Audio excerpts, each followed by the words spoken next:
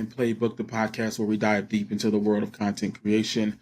I am your host, Toyia T, and today we're going to talk about something that hits close to home for many creators: managing multiple content creations. Whether you're running a YouTube channel, a podcast, a blog, or all three, balancing them can feel like spinning plates in the air. So how do you keep it all together without dropping all those plates? Let's dive in. Now, let's get real for a second. Juggling multiple content streams isn't easy. Each platform demands something different from you. Your podcast might need a script, your blog a well-researched article, and your YouTube channel, well, it probably needs all that, plus some high-quality video editing. I remember when I first started adding more content projects to my plate. At first, it was exciting, new opportunities, new audiences, but then it really hit. I found myself staying up late, trying to perfect the video edit for YouTube, only to realize I hadn't even started scripting the next podcast episode. Sound familiar? The truth is, each of these projects can quickly start competing for your time and creative energy. Before you know it, you feel stretched thin, your quality drops, and you're at risk of burning out. But it doesn't have to be this way. So how do we keep all these projects running smoothly without losing your mind? It comes down to a few key strategies that made all the difference for me. First up, prioritization. Not all content is created equal. Some projects might demand more time and effort than others. Take a step back and assess what platforms you are bringing the most value, whether that's in terms of audience engagement, revenue, or personal satisfaction. Once you've identified your top priorities, it becomes easier to allocate your time and resources effectively. For example, I found that my podcast reaches highly engaged audience, so I make sure to prioritize it in my weekly schedule. That means other projects that might take a back seat for a while, and that's okay. The key is knowing where to focus your energy at any given time. Next, let's talk about time management. This is where things can get tricky, but having a solid routine can save you. I swear by block scheduling, setting aside dedicated blocks of time for each project. For instance, I might spend Monday mornings scripting podcast episodes, while Tuesday afternoons are reserved for video editing. The idea is to create a rhythm that works for you and stick to it as much as possible. Another tip, use tools that can help keep you on track. Calendar apps, project management tools like Trello or Asana. These can be lifesavers when managing multiple content streams. Personally, I rely on Google Calendar to map out my entire week. It's all about staying organized so that you're not constantly scrambling to meet deadlines. Lastly, consistency is key. Your audience expects regular content, and delivering that expectation is crucial for growth. That doesn't mean you have to post every day, but it does mean setting a realistic schedule and sticking to it. Whether it's a new podcast episode every week or a blog post every 2 weeks, consistency builds trust with your audience. To make consistency easier, consider batch producing your content. This means creating multiple pieces of content in one go when you're in the zone. It's a great way to stay ahead of your schedule and reduce stress down the line. For instance, I might record and edit 2 podcast episodes in one weekend, giving me some breathing room for the next couple of weeks. Managing multiple content creations doesn't have to mean doing entirely separate work for each platform. In fact, one of the smartest moves you can make is to leverage synergy between your projects. Here's what I mean by that. Let's say you just finished recording a podcast episode. Why stop there? You can take that same content and repurpose it across your other platforms. Turn key points from episode into the blog post, or pull some juicy quotes and create a social media graphics. If you're on YouTube, you can even record a video version of the podcast. This way, you're reaching different audiences with the same core content, maximizing the value of the work you've already done. Another great strategy is cross-promotion. Each piece of your content should point back to your other projects. For example, at the end of your podcast, you can mention your last blog post or video, and vice versa. This creates a network of content that feeds into itself, driving traffic across your platforms and keeping your audience engaged with all the different facets of your work. Let me give you a quick example of my own experience. When I'm working on an in-depth topic for my podcast, I often break it down into smaller, digestible chunks for my social media. I might post a tweet storm summarizing the episode's key points, or create a short clip video highlighting a particular interest part of the discussion. This not only drives more listeners to the podcast, but also keeps my social media feeds active and engaging without having to create entirely new content from scratch. The idea here is to work smarter, not harder. By thinking your content is interconnected pieces rather than separate projects, you can save time and increase your reach across all platforms. Now, as much as we love creating content, it's easy to get caught up in the hustle and forget about taking care of ourselves. This is where balance comes in. Whether you're managing multiple content streams, burnout can sneak up on you if you're not careful. Next, we're going to go into our guest, and then I'll have some more tips after we speak to our guest. So stay tuned.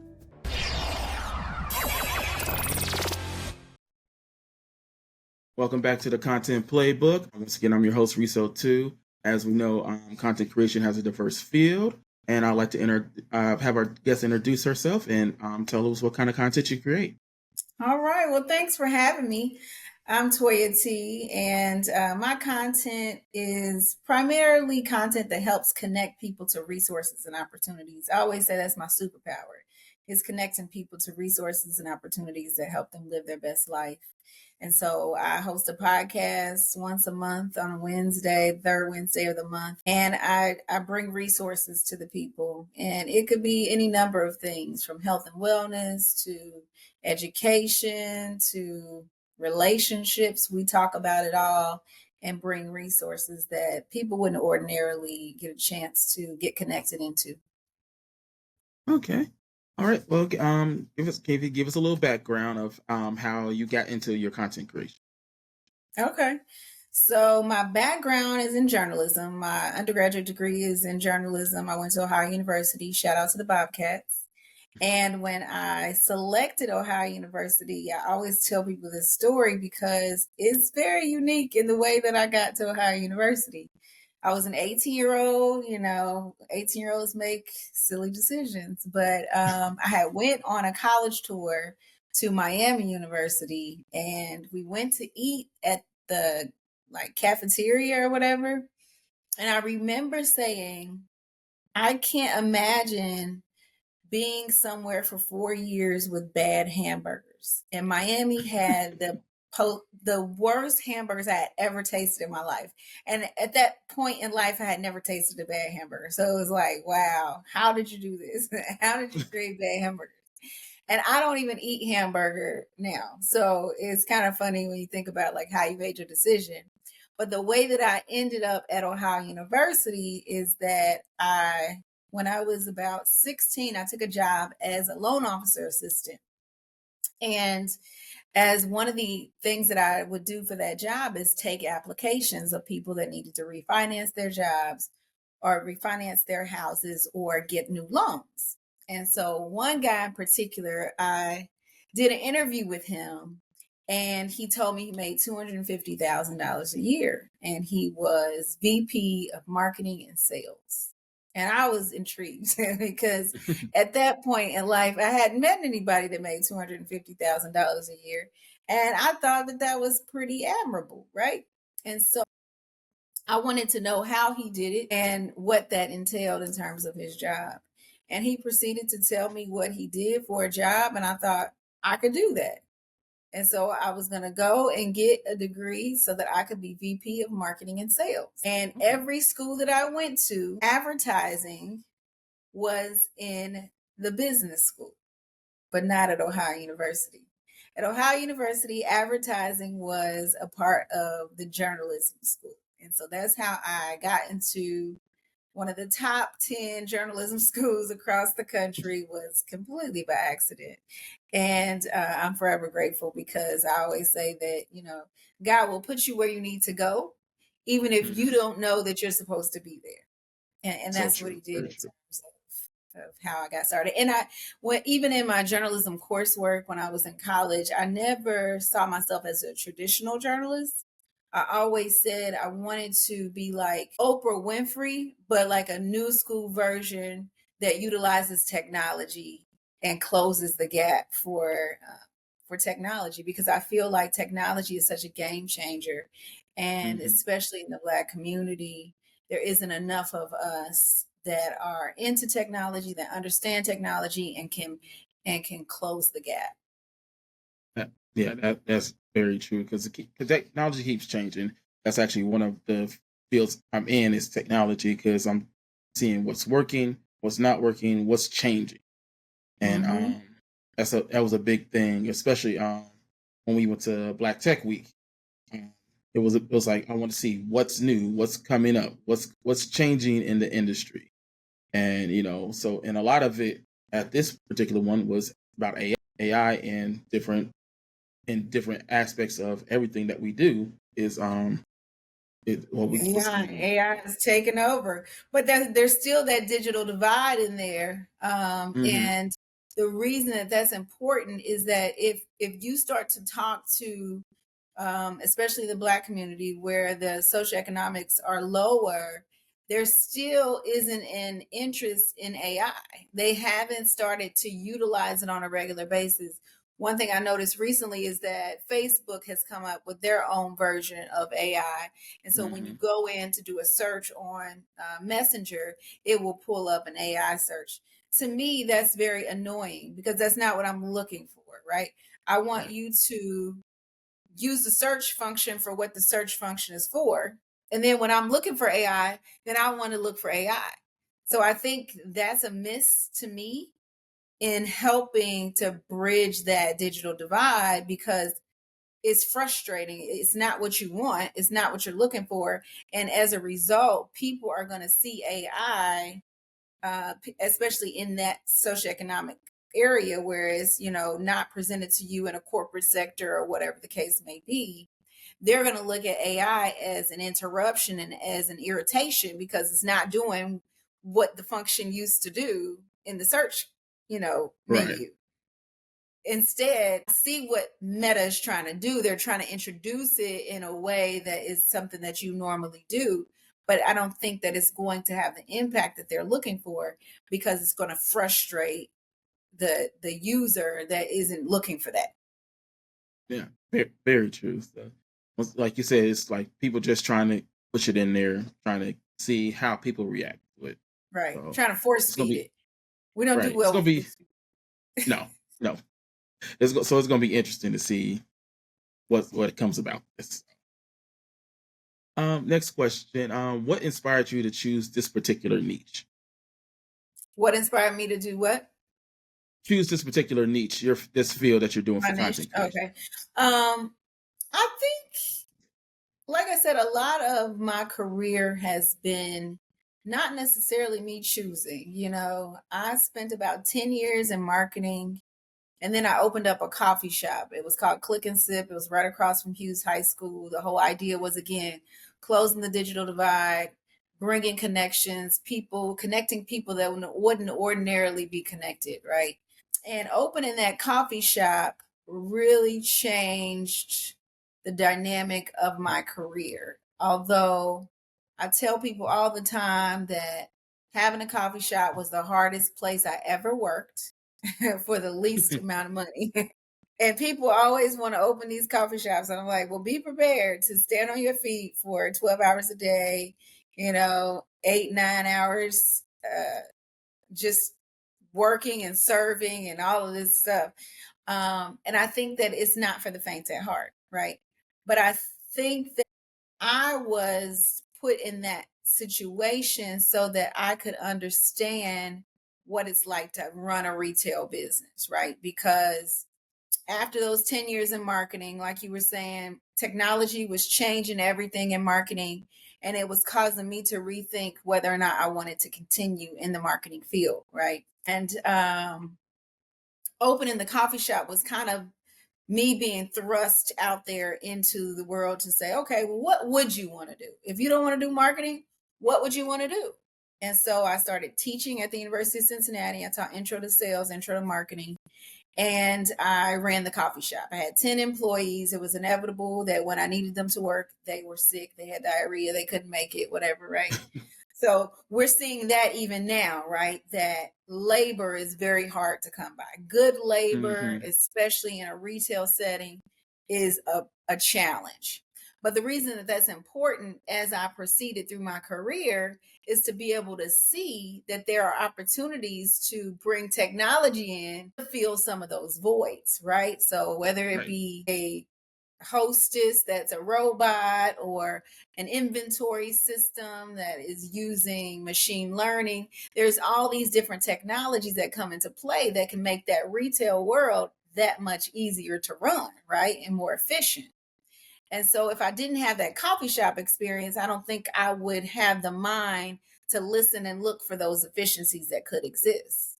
And so after the coffee shop is when I moved into the HR space and recruiting. And so now what I do in consulting and communicating and helping people connect into those resources, it's helpful to have that broad range of experience from the corporate marketing side to the retail to running a retail business from an entrepreneurial standpoint to then spending about 7 to 10 years in that HR capacity, recruiting and connecting people to partnerships and that kind of thing in order to then ultimately move into a space where I'm doing all of those things all at once simultaneously to eventually get it to a place where it's a well-oiled machine and it's all moving in a cyclical fashion to say, okay, I'm going to help you figure out what it is that you could do as a business or as a career. And then I'm going to provide the resources to help you get there and then do it over and over again with different people by having the podcast and by running my consulting firm and just also just always being out and amongst people from a connection standpoint. So I don't know if I answered your question, but that's how I look at it, is that God put me in all these different arenas so that I could relate when I got to this place that I'm in right now. I totally understand. That makes total sense because you're taking all your factors that you've gone through, you're putting it all into one to do what you do. So that Right. makes perfect. So how do you come up with new ideas for your content? Now, I talk to a lot of people, and I do some searching on TikTok. TikTok is my latest social media venture. I'm trying to get to 10,000 followers on TikTok. It's been a challenge. But the one thing that I will say about TikTok is it helps you to engage with people and to hear from them and try to understand like what's now and what's new and what's interesting to people right now.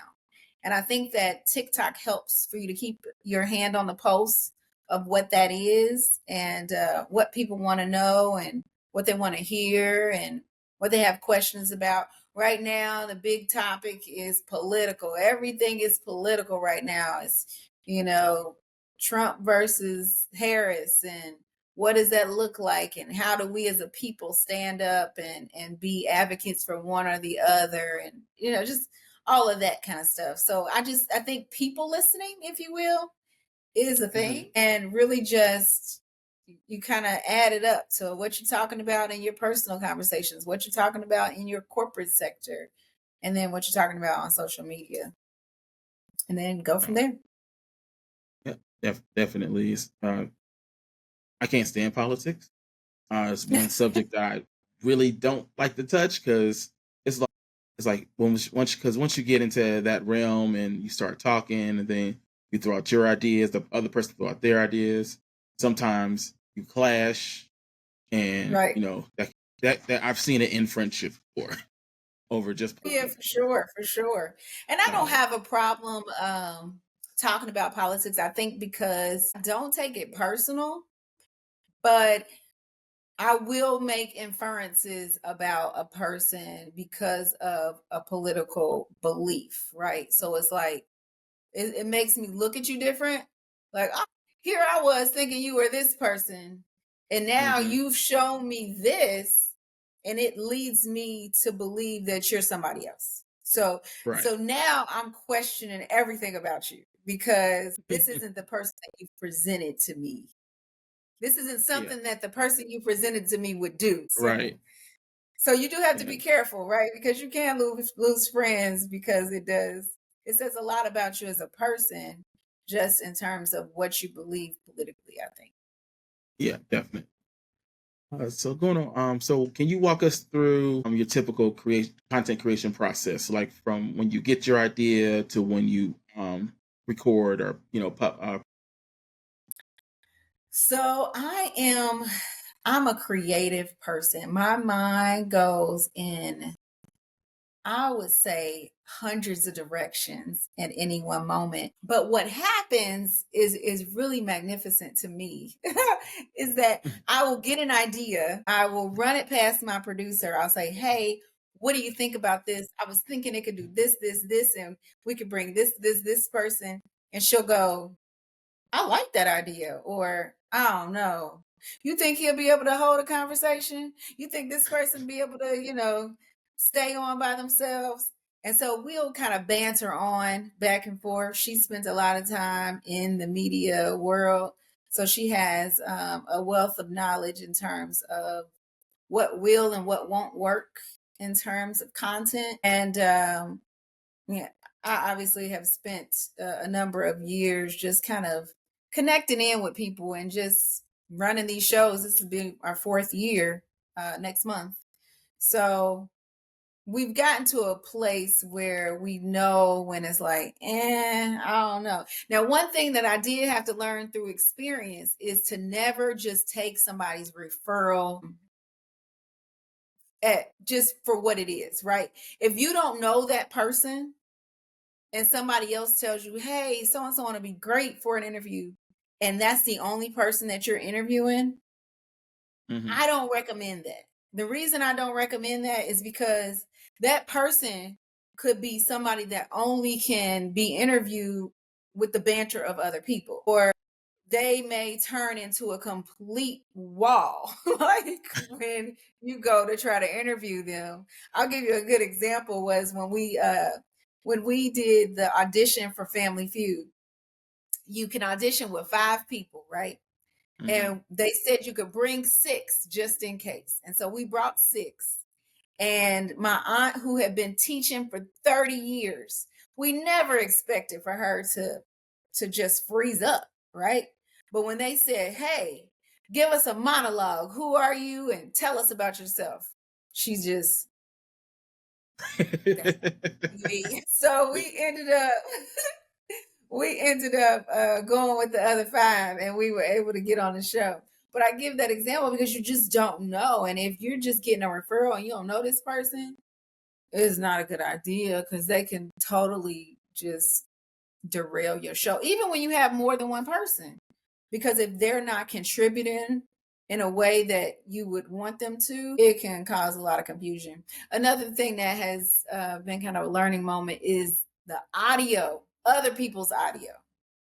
Oh yeah. Like when they have some kind of thing that's like popping into the show, like every time they talk, it's like I can't unhear it. So, Yeah. but yeah, That most understand. I literally just, I have ideas. I throw them out on paper.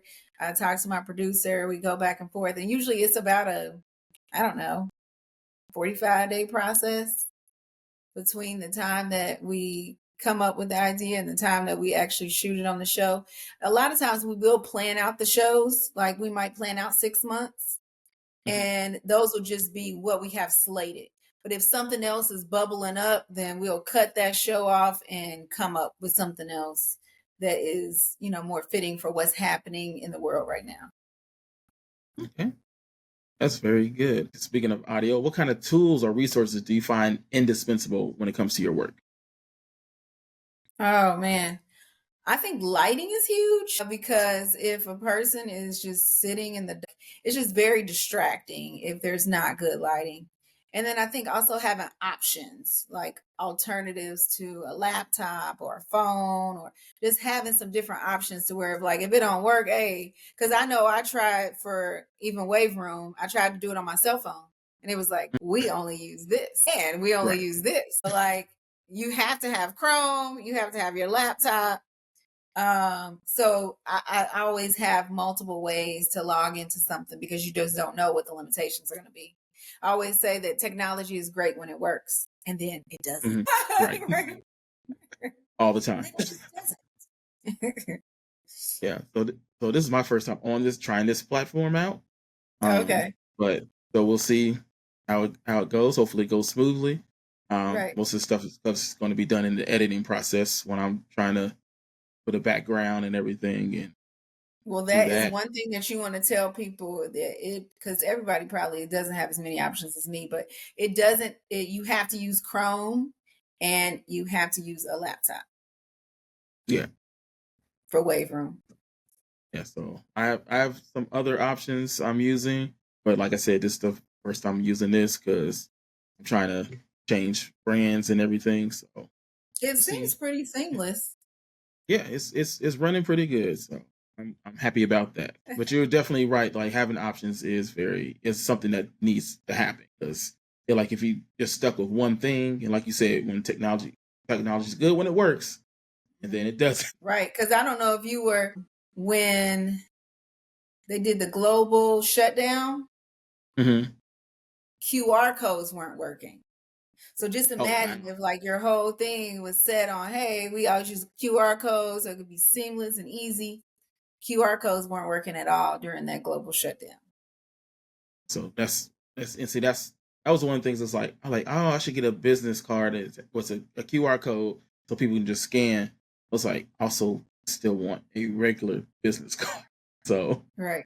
people I because have a dot card, and sometimes I feel like that because although it's technology, sometimes it's harder for it to work because you'll want to just real quickly give somebody the information and move on.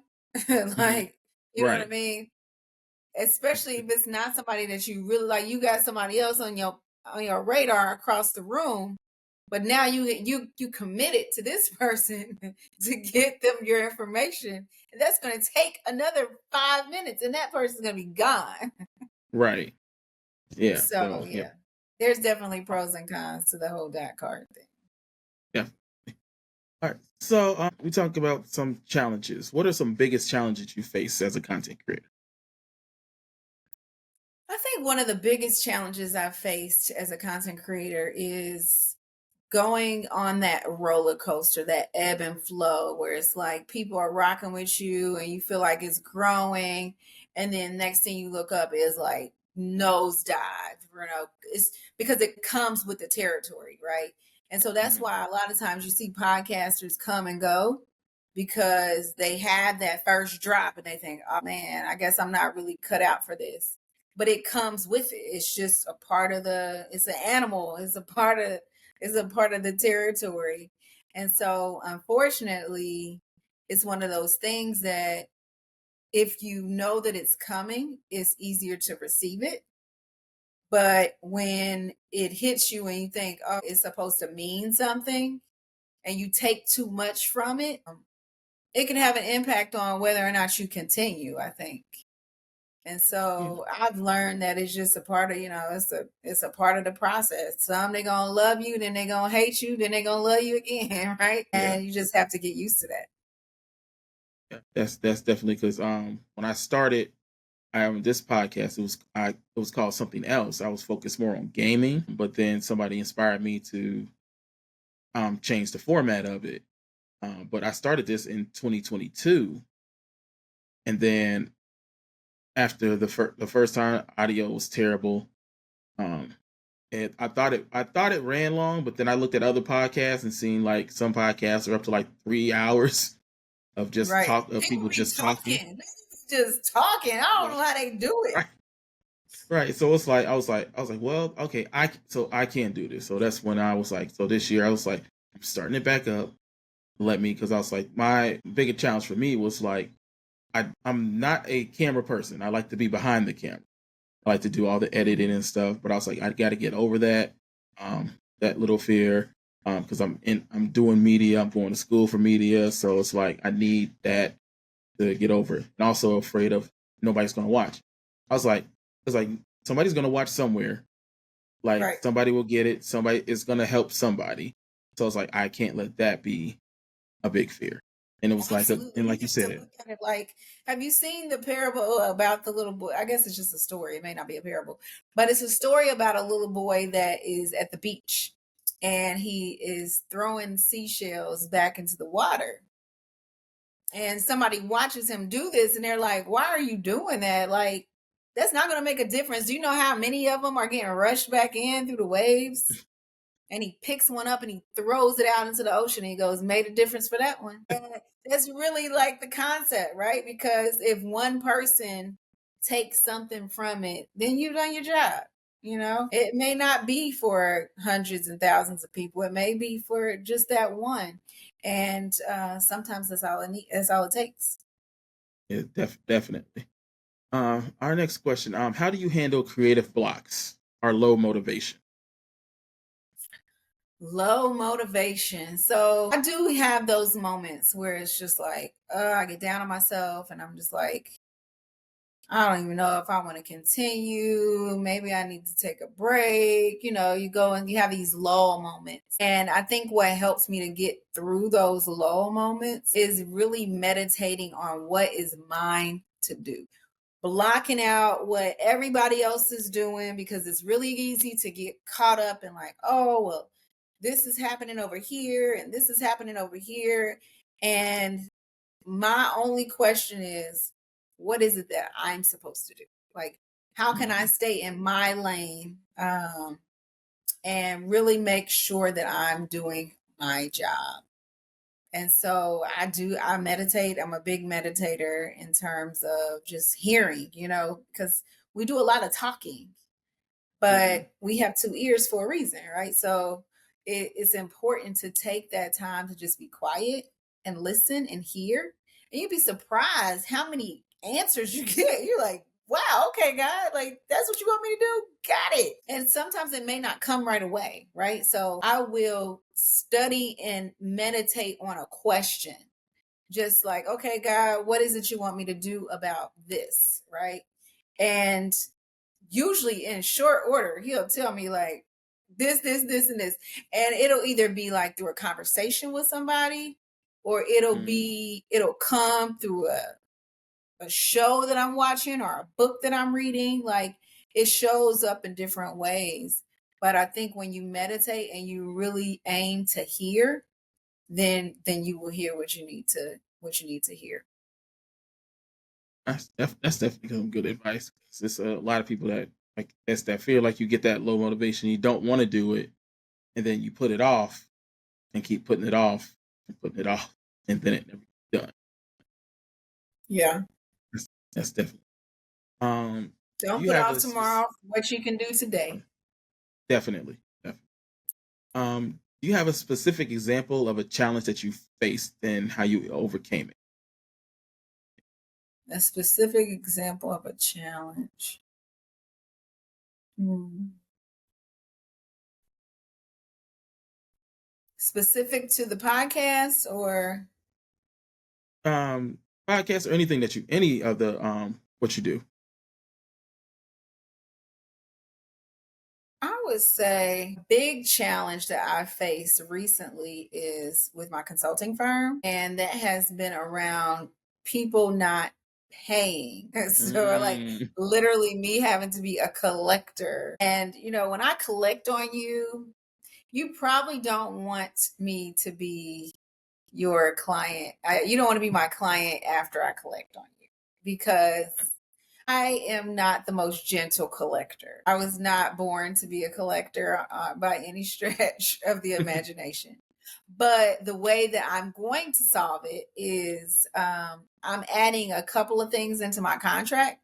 One being that there's an automatic credit card put on file, and that there's going to be a clause in the contract. I'm working with an attorney now, a clause in the contract that essentially will say, if you have not paid by this date, then we will auto charge your credit card.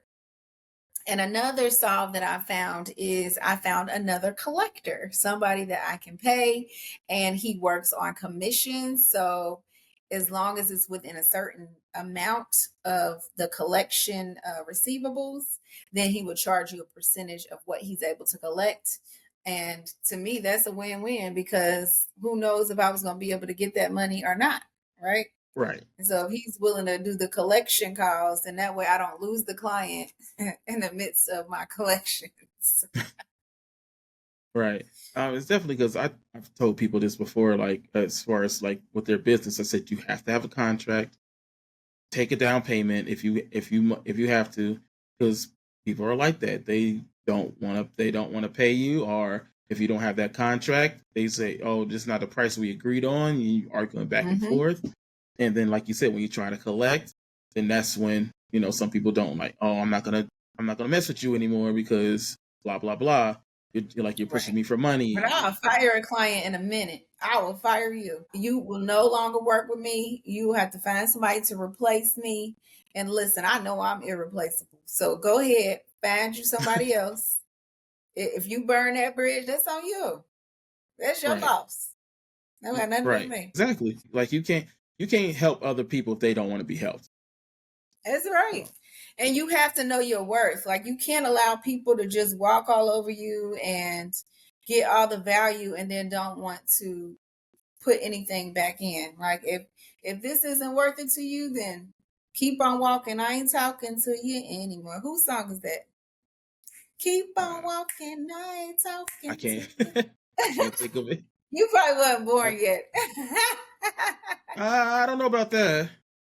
You can just Well, keep on I know the song, walk but on. I can't think of it.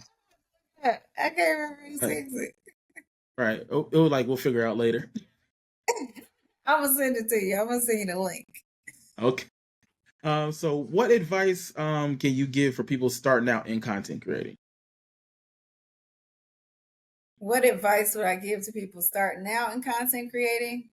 I would say just be yourself, like be planful, but always create a guidepost for yourself to where you can ask the question of, like, does this represent my brand? Like, I am really big on being a motivational brand. So if it's something that is going to tear people down, I try to make sure I don't put that in my content, right?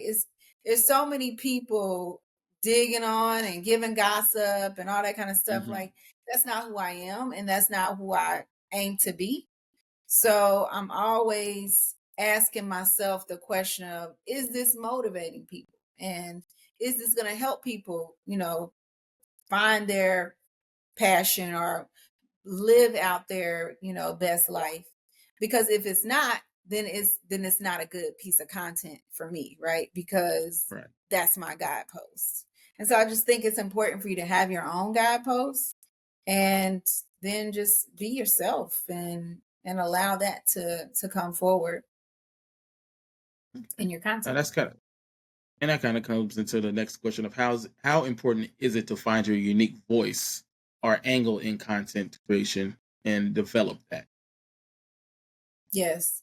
I just asked my daughter this question the other day. I said, so what's your superpower? Because I went to my friend's son, he passed away, and she did the eulogy, my friend did, and she talked about his superpower being able to connect people and she said that he would always pray to God and ask God to give him his superpowers. Like, when is he going to get his superpowers? Because he wanted to be Spider-Man so bad. And that caused me to ask my daughter, like, what's your superpower? And she was like, I don't really know yet.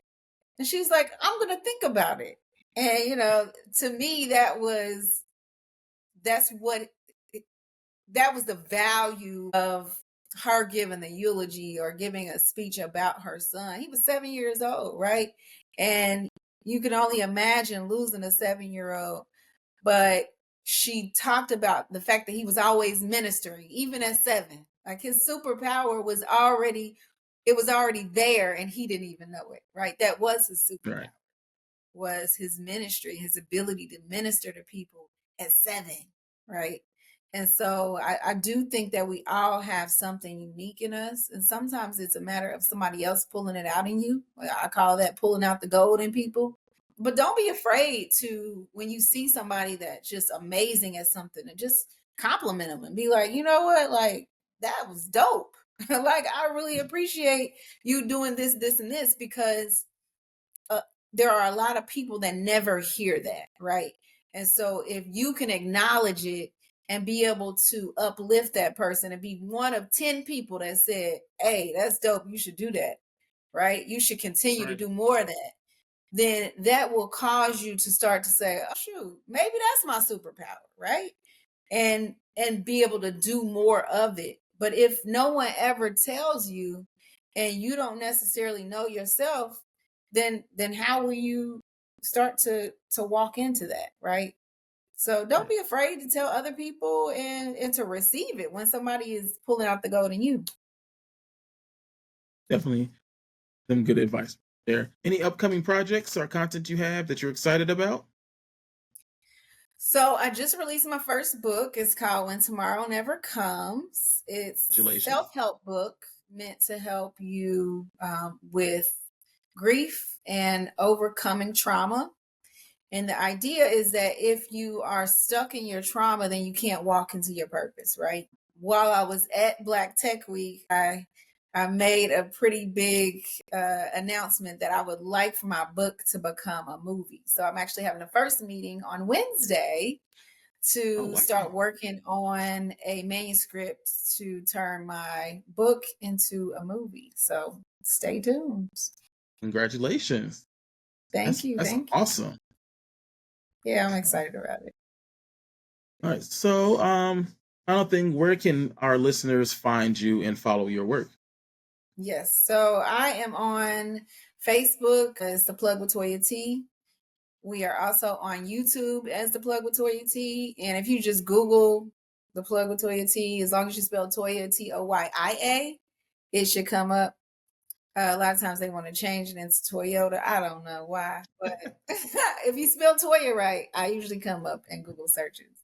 And then we're also on Spotify and Smoko TV. Okay. All right. Well, I do thank you very much for your time and your insights. This has been a very good conversation. So I definitely thank you for joining me and being a guest on the show. Thank you. Thank you. I appreciate you having me, and I look forward to hearing more. All right. Have a good day. You too. All right. Thank you to our guests. I'll have some more advice for you. So here we go. Set boundaries, both in your work and your personal life. It's okay to take breaks, and in fact, it's essential. Schedule downtime just like you schedule content creation.